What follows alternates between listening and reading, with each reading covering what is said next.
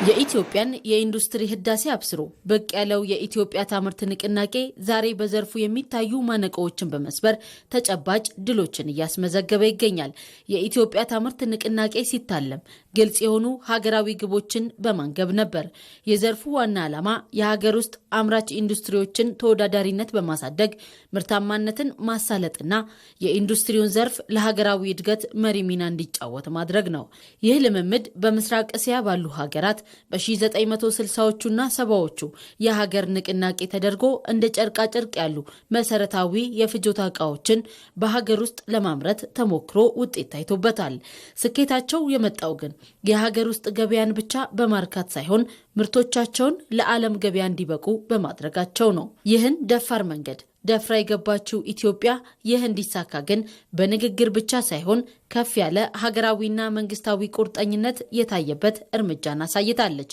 ንቅናቄው የአምራቾችን አቅም በማነቃቃትም ኢኮኖሚውን ወደ ላቀ ምዕራፍ በማሸጋገር ረገድ የለውጥ ሞተር ሆኖ ቀጥሏል። ኢትዮጵያ ውስጥ ይመረት ማለት ባለሀብቱ ከየትም የመጣ ቢሆን ኢትዮጵያ ውስጥ እስካመረተ ድረስ ተጠቃሚ እንሆናለን ነው አስፈላጊ ጉዳይ።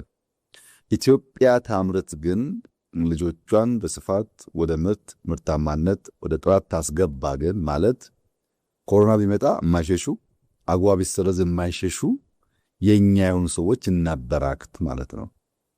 ይህን ከጀመርን ጥቂት ዓመታት ወስዶብናል። የሚገርም ውጤት እያመጣ ነው ያለው። የራስ የሆነ ስትራቴጂዎች አሉት። ከመንግስት መር ወደ ግል ዘርፍ የኢንዱስትሪ ልማቱ መሸጋገር አለበት። የግል ዘርፍን የሚቸግረውን ነገር እየደገፍን እያበረታታን እያገዝን ማበራከት አለብን የሚል እሳቤ ነበር። ዛሬ ኢትዮጵያ ውስጥ ኢንዱስትሪን ጨምሮ አጠቃላይ በንግድ ዘርፍ 2.6 ሚሊዮን ዜጎች ንግድ ፈቃድ አላቸው። ለምን?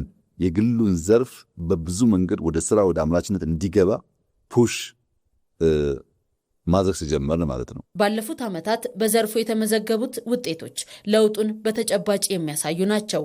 ንቅናቄው በዋናነት የገቢ ምርት ጥገኝነትን በመቀነስ የውጭ ምንዛሬን ለመታደግ ትልቅ ሚና እየተጫወተ ነው። ቀደም ሲል ከውጭ ገቡ የነበሩ ምርቶችን በሀገር ውስጥ በጥራትና በስፋት ማምረት መቻሉ ኢትዮጵያን ከገቢ ምርት ሸማችነት ወደ ላኪነት ለማሸጋገር ለተያዘው ግብ ትልቅ ማሳያ ሆኗል። ኢንዱስትሪዎች ይመጡና እዚያ ያመርቱና ለግብአት ብሎ መልሶ ዶላሩ ይወጣል። እነዛን ለግብአት የሚጠቀማቸውን ጉዳዮች ለይተን በሀገር ውስጥ ማምረት ብንችል ግን ብዙ የውጭ ምንዛሪ እናስቀራለን። ለምሳሌ ከለውጡ ማግስት ከባቢ 90% በላይ የሚባለው ግብአት ከውጭ መጣ ነበር። 90% ያሉን ፋብሪካዎች ኢንፑታቸው ግብአቶቻቸው ሮ ማቴሪያልስ ከውጭ መጡ ነበር። እነዛን ለማስቀረጥ በጣም ሰፊ ስራ ተሰርቷል። አንድ ኤግዛምፕል ላንሳለን። ቢራ ፋብሪካዎቻችን የገብስ ብቅል ከውጭ ያመጡ ነበር። እንግዲህ ገብስ አምራች ነን እኛ። ችግርም ካለ ማድረቅ ማሻሻል ይቻላል። ግን ቢራው ይሸጣል። በገብስ ማምጣት በብቅል ማምጣት ምክንያት ብሩ ይወጣል ተመልሶ።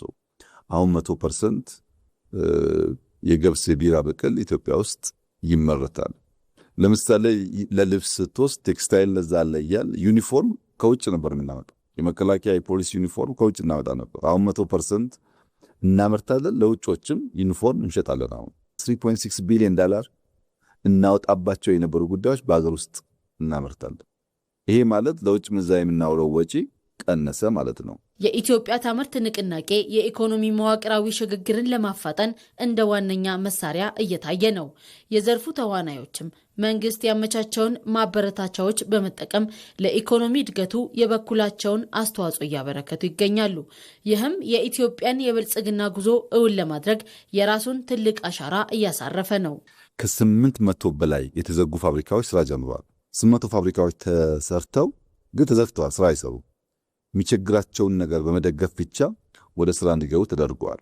ከሀገር ውስጥ ባለሀብት 65% አሁን ፓርኮች ውስጥ ገብተዋል። ቅድም እንዳነሳው ፓርኮች ውስጥ የኛ ዜጎች አልነበሩ። ኤፍዲአይ እና ኤክስፖርት ነው ሐሳቢው፣ ከውጭ ማምጣትና ኤክስፖርት ማድረግ ነው። አሁን ደግሞ የሀገር ውስጥ የሚግባ ለሎካልን ኢምፖርት ሰብስቲቱሽን ካደረገ ጥሩ ነው። ኤክስፖርት ብቻ መሆን የለበትም። ቢኮዝ ባዶ ነው ፓርኩ።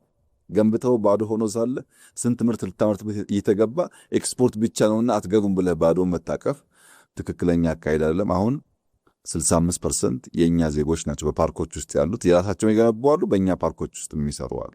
ኢንኩቤሽን ሴንተር እናሰፋለን። ፖስት ኢንኩቤሽን ሴንተር ፓርኮች እናሰፋለን።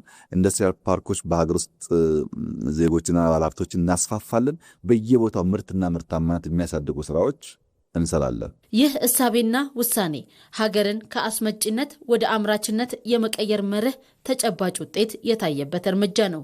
ኢትዮጵያ ታምርት ንቅናቄ በፋብሪካዎች ውስጥ የሚሰማ የምርት ድምፅ ብቻ ሳይሆን የሀገር ውስጥ አቅምን በማውጣት የኢኮኖሚ ሉዓላዊነትን የማረጋገጥ ጉዞ ነው። ዛሬ በዘርፉ የታዩት ተጨባጭ ድሎችና የውጭ ምንዛሬ ቁጠባዎች ነገ ኢትዮጵያ በዓለም አቀፍ ገበያ ያላትን ተወዳዳሪነት የምታረጋግጥበት መሰረት መጣሉን ያበስራሉ። የኢንዱስትሪ ህዳሴው ተጠናክሮ በቀጠለ ቁጥር ብልጽግናዋን በራሷ እጆች የምትቀርጽ ኢትዮጵያን ማየት ሩቅ አይሆንም።